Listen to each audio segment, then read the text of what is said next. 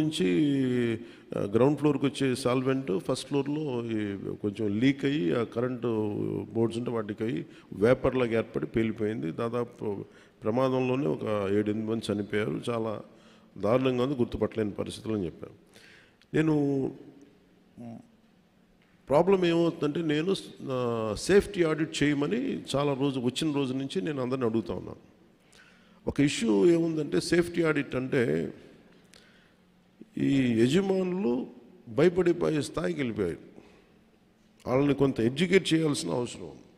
ఇప్పుడు any time safety audit అనగానే మా పరిశ్రమలు మూసేస్తారా, లేదంటే ఏం జరుగుతాయి, ఎలాంటి రిపోర్ట్స్ ఉంటాయి అంటే, there are lot of gaps in safety ఇష్యూస్లో చాలా గ్యాప్స్ ఉన్నాయి.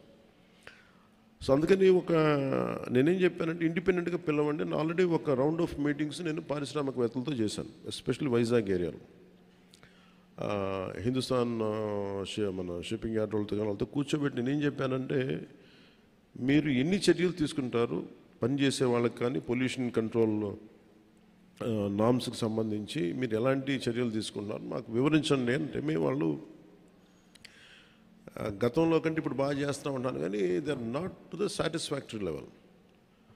ఇప్పుడు ఒకేసారి మనం ఈ పొల్యూషన్ ఇవన్నీ మన ఈ నామ్స్ అన్నీ పెడితే ఇండస్ట్రీ షుడ్ కమ్ ఫార్వర్డ్.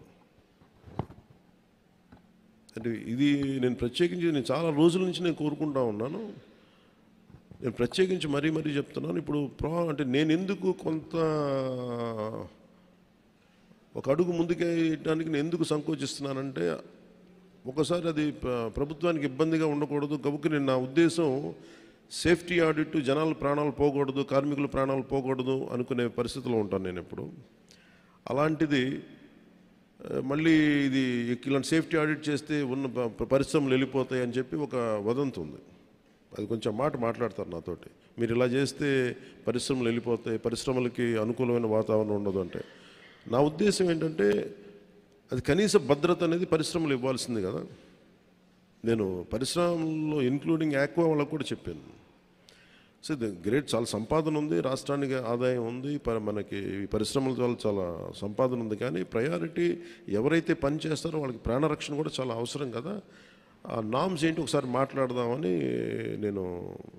నేను అనుకుంది ఏమంటే, సెప్టెంబర్ మిడ్లో వెళ్దాం అనుకున్నాను. నా విల్ మేక్ ఇట్ సెప్టెంబర్ ఈ మంత్ ఎండింగ్లోనే నేనే వెళ్ళి కూర్చుంటే ఒక మీటింగ్ చేస్తాను ప్రత్యేకించి వైజాగ్ పొల్యూషన్ కానీ వైజాగ్లో ఉండే చుట్టుపక్కల పరిశ్రమలో ఉండే సేఫ్టీ నామ్స్, వీటి మీద నిరంతరం ఇది ఒక ప్రాక్టీస్ అయిపోయింది. ప్రతి 2 వారాలకు 3 వారాలకు మైనర్ ఇన్సిడెంట్, మేజర్ ఇన్సిడెంట్ జరుగుతూ ఉన్నాయి.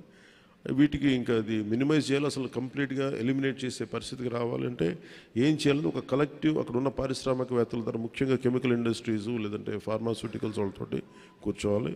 అలాగే ఫార్మాస్యూటికల్ ఇండస్ట్రీస్ కూడా ఎఫ్లూయెన్స్ 2 కిలోమీటర్ల లోపలికి వదిలేస్తూ ఉంటున్నారు, కానీ దానిలో కూడా చాలా ఇబ్బందులు ఉన్నాయనేది చెప్తా ఉన్నారు. వీటి మీద ఒక క్లీన్ సేఫ్టీ మన పొల్యూషన్ ఆడిట్ అయితే జరగాలి. అది we will take it forward. ఎందుకంటే ఇది చాలా బాధ కలిగిస్తుంది. ప్రతిసారి చనిపోవటం, సంతాపం ప్రకటించడం, లేదంటే ఎక్స్గ్రేషియా ఇవ్వటం, ఇది ఒక ప్రాణాలకి ఒక విలువ లేకుండా అంటే ఇస్తున్నాం, కానీ అది లోపల చాలా కలిచేసేది, బాధేస్తుంది.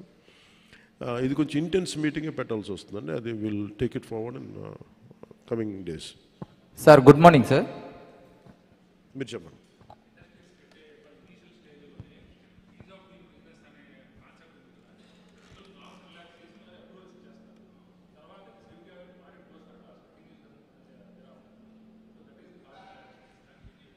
ఇది నేను రాగానే అదే అడిగేదాన్ని. ఇదివరకు అంటే ఇప్పుడు మన ఆర్థిక సంస్కరణలో భాగంగానే is of doing business is the major cause for it. దాన్ని ఇంకొంచెం ఈజ్ ఆఫ్ డూయింగ్ బిజినెస్ ఉంటూనే ఈ ప్రమాణాలు పాటించేలాగా ఎలా చేయాలనేది ఒక బలమైన ఎక్సర్సైజ్ చేయాలి. అది దృష్టిలో ఉంది, దాన్ని ఖచ్చితంగా చేస్తాను. ఎందుకంటే అంటే ఇదేమైపోతుందంటే, నేను ఒక్కసారి ఎక్కువ అధికారులతో మాట్లాడుతుంటే కూడా అధికారులకి ఏముందంటే, మీకే ఇబ్బంది అవుద్ది గబుక్కని మీకు ఈజ్ ఆఫ్ బిజినెస్.